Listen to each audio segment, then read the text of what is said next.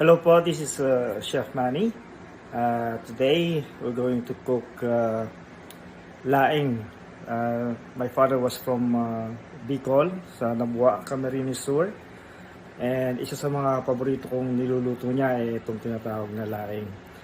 So let's start. First, I have to show you the ingredients ng ating lulutuin. So, ito po siya.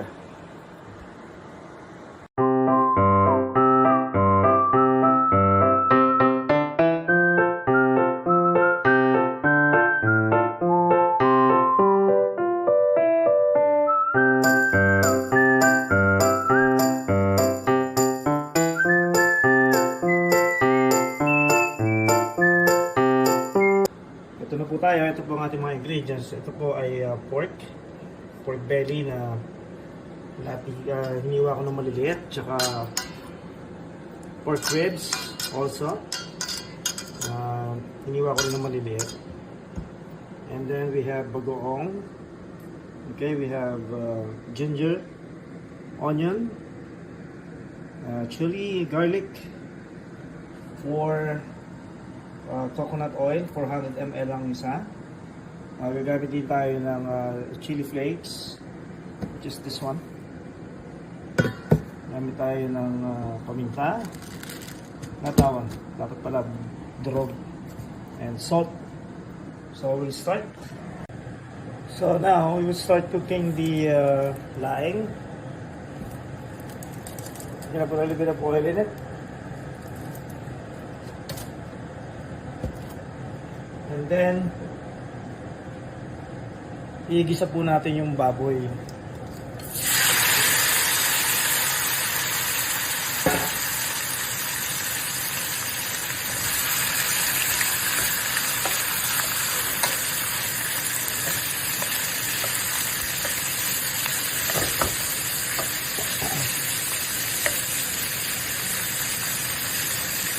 Ito mga kaibigan, gagawin ko,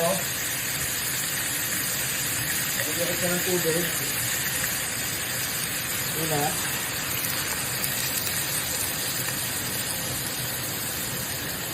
parang lumambot ng konti. And then lagyan ko yan ng konting salt.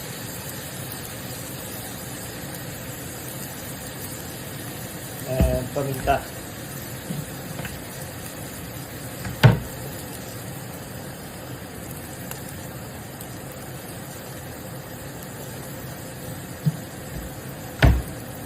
Kaya ko lang po siyang kumulo ng konti hanggang sa matuyo yung tutuyuin po natin yung tubig. Simula ito din at magmantika yung baboy. Pag magmantika yung baboy, magigisa na po tayo ng sibuyas at bawang.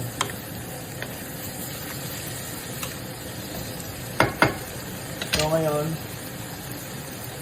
tatakpan po muna natin siya para mas mabilis ang pagluluto. So ngayon, titignan natin. Kumukulo na yung baboy. Haluin natin siya ng konti. Again. But we have to continue cooking this hanggang sa matuyo yung tubig. So now, maganda na yung color ng pork. Almost golden brown. So now we'll start sauteing. Kasi we would like the itong mga sahog natin kumapit yung nasa doon sa baboy. So unahin natin yung bawang. Okay, garlic first. Just take that.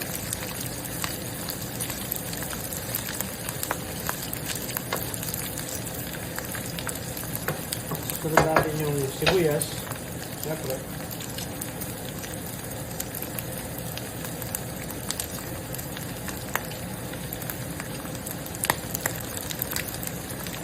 Yan.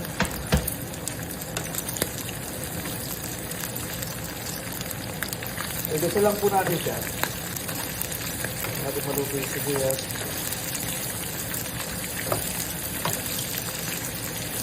So, kailangan hindi pa magigisa kayo pag 3/4 yung pagkakaluto yung color ng pork.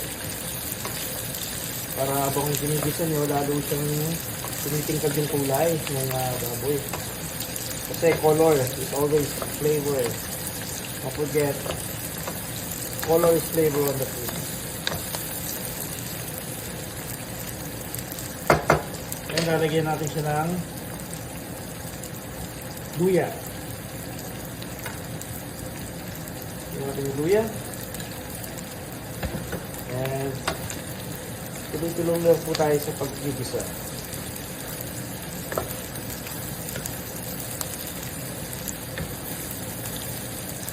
Ayan po. So ayan, malapit nang maluto yung ating sibuyas, bawang at luya. At gumaganda yung kulay ng baboy. Ngayon po ay ilalagay natin yung chili flakes. Yan. Kasi masarap ito sa maanghang. Lagay yung chili flakes. Ang technique dito sa chili flakes, kailangan yung i-fry yung chili flakes para lumabas lalo yung flavor ng chili. Kasi pagka hindi po siya anghang at saka hindi po lalabas yung lasa ng chili flakes.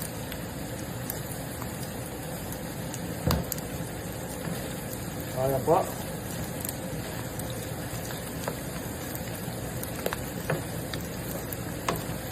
Now, you can see, ganda-ganda na ng color, right? Lalagay na po natin yung gata, coconut milk. So, ito po ay 400 ml. Dalawang pong can ang gagamitin ko, so that's equivalent to 800 ml. So, meron pa po tayo natitirang dalawa pang can ng coconut milk. Yun po ay gagamitin natin later. Pag natuyo po ito, ilalagay po natin yung, bago po yung, ilalagay po muna natin yung gabi.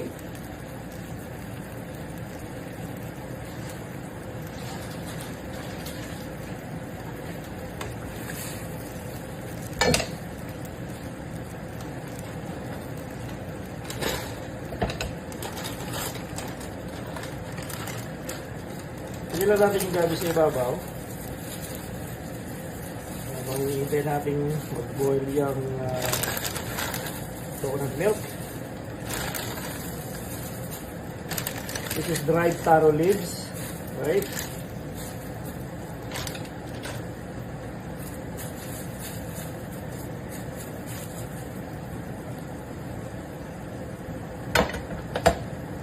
So, sukat lang natin para ma-absorb ng gabi yung coconut milk.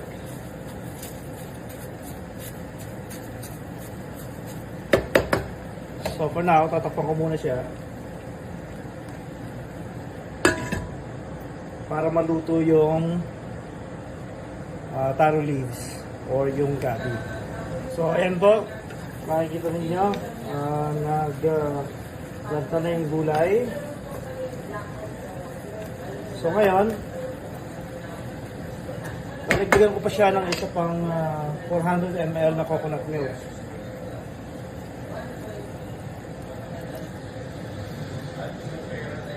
At ilalagay ko na rin po yung bagoong.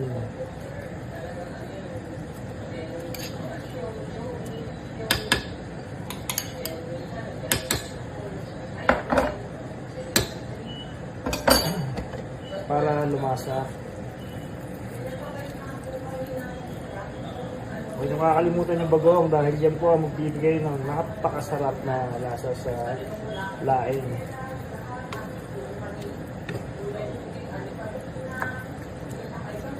Yan, kung nakikita ninyo, creamy yung ating ating laing. Ang maganda na ito, yung laing Bicol, walang sabaw. So right now, meron pa siyang gabi. Right? Makakatatlong lata na tayo ng gabi. Don't forget. Tuloy-tuloy lang natin to hanggang sa matuyo. Tapos ilalagay pa natin yung isang lata pa ng gatas, yung pinakahuli.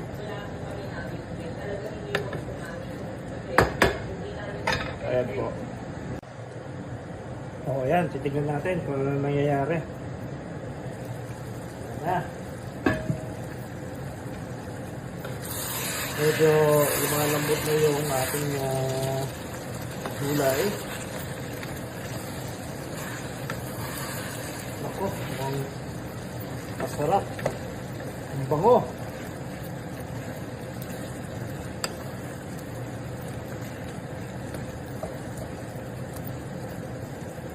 Ngayon, pwede natin ilagay yung isang gata pa. Lagyan pa natin na isa pang lata ng 400 ml na coconut milk.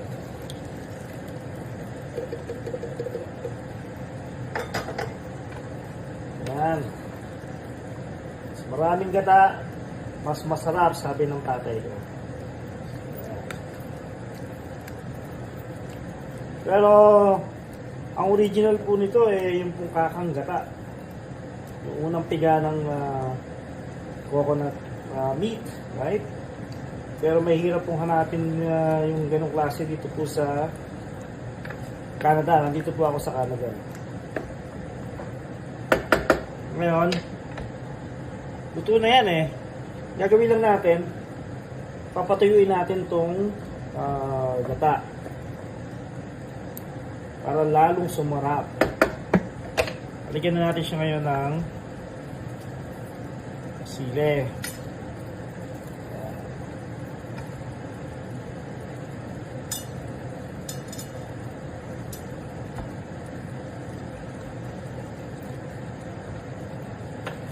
Halo-halo ng konti.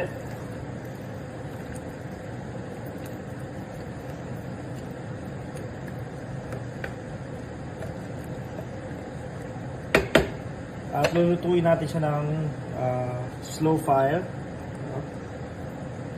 para masarap. At syempre tayong mga Pinoy, mahilig tayo sa mga partner ng dish, di ba? Katulad ng dinuguan at puto, mga ganong klase. Tsaka masarap po itong laing pag may kasamang piniritong isda. Yan. So itong isda na to, ito po ang tinatawag na basa fillet. Native siya ng Thailand. Pero actually, I think meron din tayo sa Philippines yan. Kamag-anak to ng hito o catfish. So now, we're gonna cook it.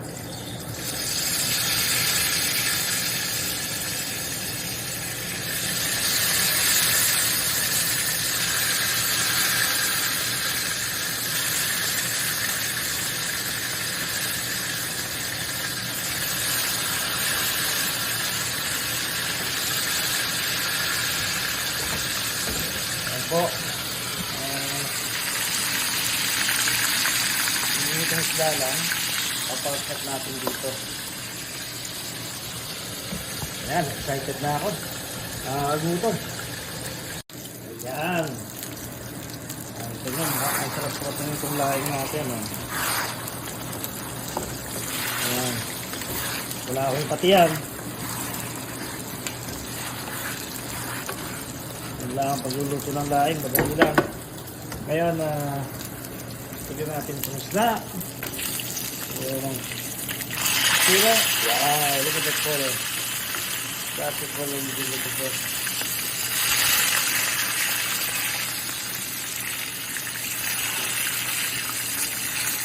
Ayaw ba? Kapit-kapit.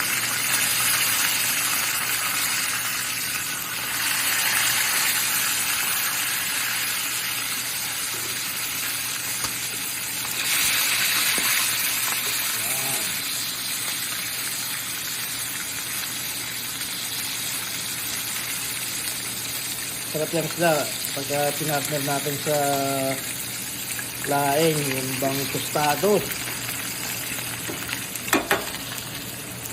Masarap ang lasa.